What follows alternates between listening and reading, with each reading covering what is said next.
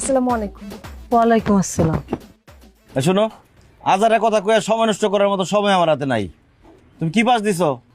জি masters pass. স্কুলের master না কলেজের মাস্টার? না, আমি তো বলছি মেয়ে এখনো চাকরি করে না। তা কি প্রাইভেট পড়াও? জি না, মাস্টার না, মাস্টার্স পাস। অনার্স পাস করার পরে মাস্টার্স পাস করে। ও আচ্ছা, দেশের শেষ পাসটা করছো তুমি? তাহলে তো খুবই ভালো। ওরাও তোমার একটা কথা কয়ে রাখি আমি, টাকা পয়সার আমার কোনো অভাব নাই, আমার প্রচুর টাকা।